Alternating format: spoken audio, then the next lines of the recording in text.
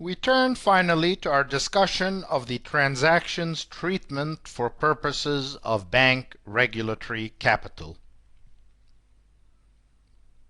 For the sake of simplicity, we will discuss the treatment under Basel I. This is because the rules under Basel I are far easier and yet suffice to explain the motivations of Bank ABC from the regulatory perspective. The rules under Basel II are far more complex and time-consuming, but nonetheless follow the same general principles as Basel I, yet would not in any real way enhance our understanding of the transaction. To simplify our analysis further, we make a number of additional assumptions listed here. First, we assume that all reference entities in the portfolio have a 100% risk weight, i.e., that no entity is a government, OECD bank, OECD municipality, or other entity that benefits under Basel I from a risk weight lower than 100%. We also assume that all loan facilities in the portfolio have been fully drawn and remain outstanding. You probably know that undrawn portions of committed loan facilities receive a capital haircut under bank regulation.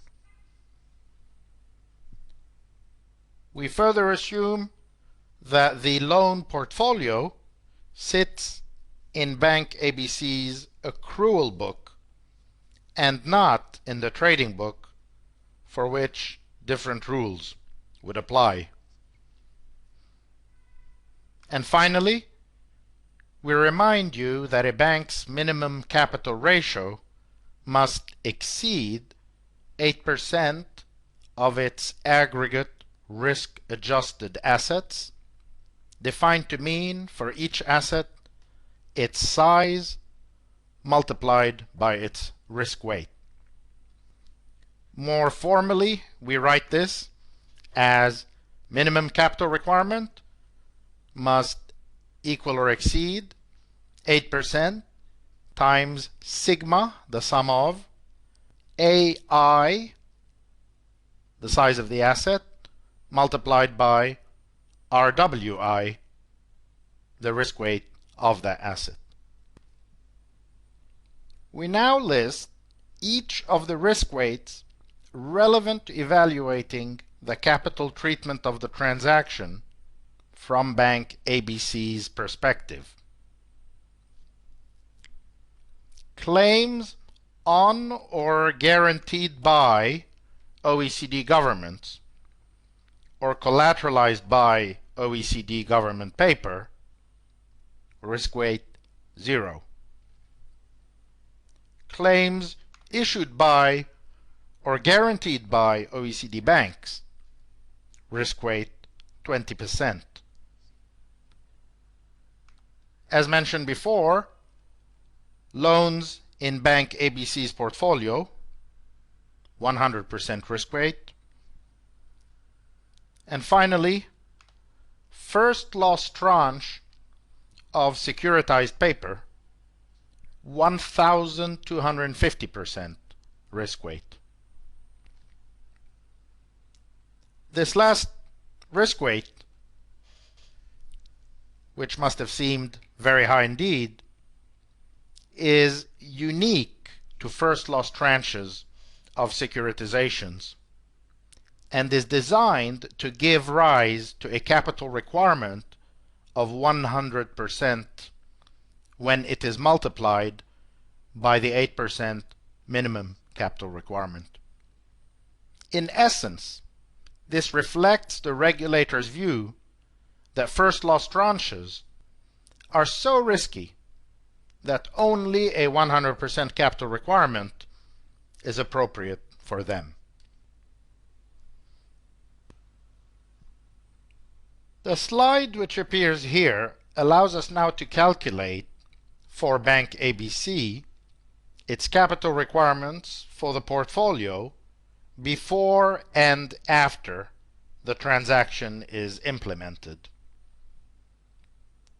Before the transaction, the $4 billion loan exposures attracted a risk weight of 100%,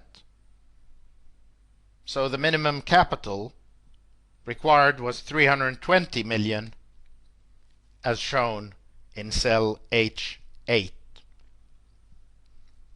After the transaction is implemented, a different risk weight applies to each of the three principal risk layers in the structure. The 3.68 billion layer, supported now by the senior CDS with the OECD bank, benefits from a risk weight of 20%, as it is viewed like a claim guaranteed by an OECD bank, as described in our previous table. The $280 million risk layer, supported by the mezzanine CDS with the SPV, benefits from a zero risk weight, since the SPV has made available to Bank ABC U.S. government agency paper collateralizing its obligations under the CDS. And finally, the risk layer of $40 million at the bottom, representing the first loss retained by Bank ABC, falls under the special rule for first loss tranches we discussed just a minute ago. The total capital requirement for all three layers, after we multiply by 8% as required, has now come in aggregate to only 98.88 million, a number you see in cell G16, and therefore presents capital savings for Bank ABC of some $221 million. Whether this CLO technology represents a cost-efficient method of generating capital relief for Bank ABC can be determined by comparing the cost under the CLO with the cost of raising equity in the capital markets. The total annual cost to Bank ABC under the CLO structure, ignoring all legal, underwriting, accounting, and other offering expenses, has been estimated at $6.7 million.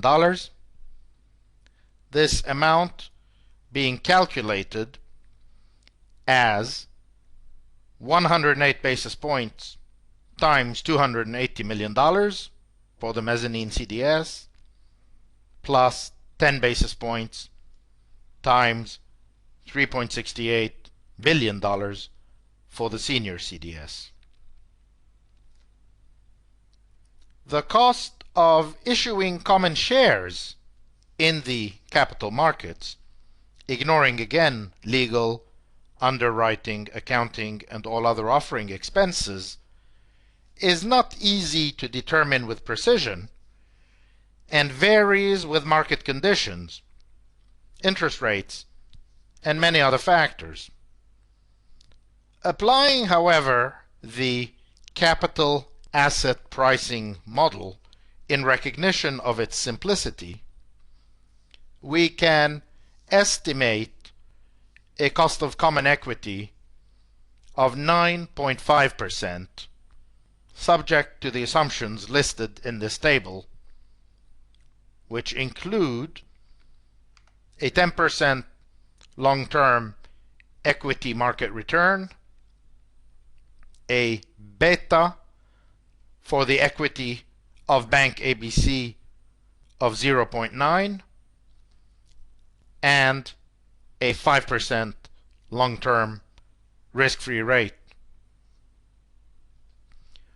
From these three numbers, we derive under cap M a cost of equity, as mentioned before, of 9.5%, and therefore the annual cost of $221 million of common equity would come to around $21 million, as compared to the $6.7 million cost under the CLO structure. Thus, under this very simplified comparison, the synthetic CLO generates regulatory capital for Bank ABC far more efficiently than via the issue of common shares. You should note also that our discussion took no account of tax differences between the two alternatives.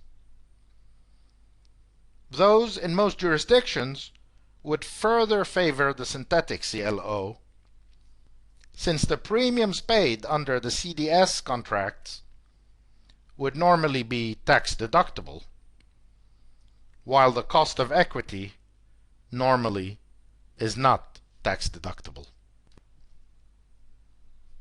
As far as the note holders are concerned, and assuming they are all banks as well, the rules governing capital requirements for CDO investments fall under the broader rules that govern securitized investments generally.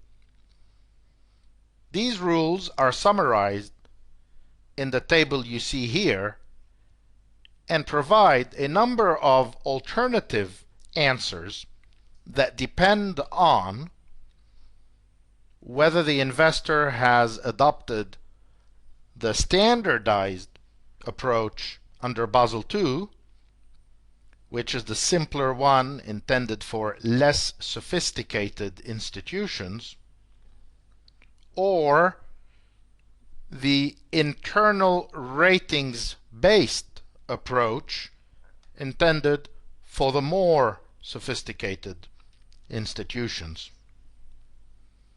The rules also depend on the credit rating of the investments, on whether the tranche purchased is the senior tranche in the structure, and finally on the degree of granularity of the underlying pool, a word which essentially means diversification. Assuming the investors who purchased the notes are all applying the IRB approach under Basel II, we can see that the individual and aggregate capital requirements would be as calculated in this table. The bulk of the capital is applied to the Class D notes on account of their substantially higher risk, giving rise to an aggregate capital requirement of only $22.74 million.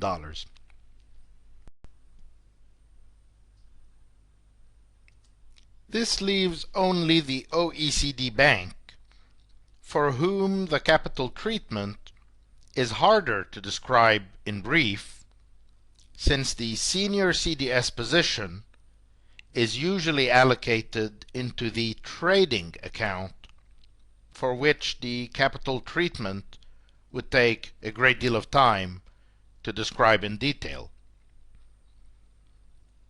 We can nevertheless summarize these complex rules as follows. First, the bank is required to estimate the amount of potential price movement over 10 consecutive days that the investment could experience. Then, it is allowed to truncate, which means to ignore, conditions that are worse than 99% of all market conditions. And finally, the bank takes 3 times this number as the required capital. In other words, the potential loss estimate is one that can be exceeded only in 1% of market conditions, and even this conservative measure must then be multiplied by 3 to derive the capital requirement. We are aware of several institutions that persuaded their auditors that the potential loss amount as described above would be, quite literally, 0. In a period of 10 days only, the argument goes, a very senior AAA rated securitization tranche backed by a diversified loan portfolio should not, under 99% of conditions, fall in price at all. It follows from this argument that the capital charge indeed comes to 0.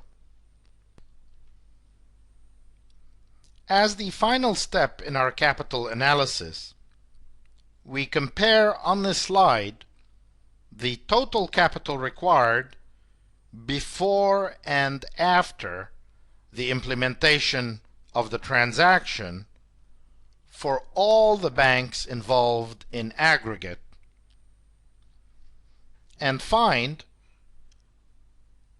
an aggregate savings for the banking industry as a whole of some $198 million, or almost 2/3 of the original $320 million.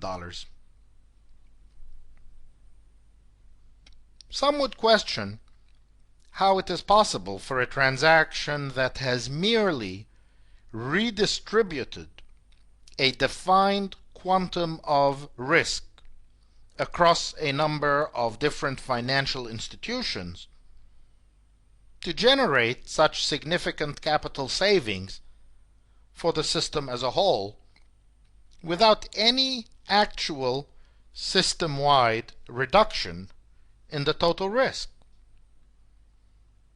To some people, this is the result of aggressive financial engineering that serves no valid economic purpose except the arbitraging of regulation, and this ultimately weakens the banking system.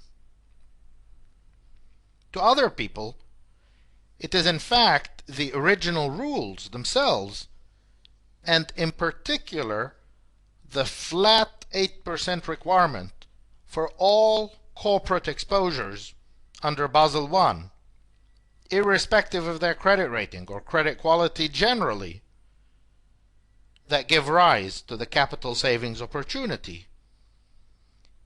And the financial engineering is only bringing about a closer alignment of regulatory capital and economic risk. We leave you to reach your own conclusions regarding this question. This is a good time to conclude this module and to ask you to test yourself by answering the 4 quiz questions coming up next.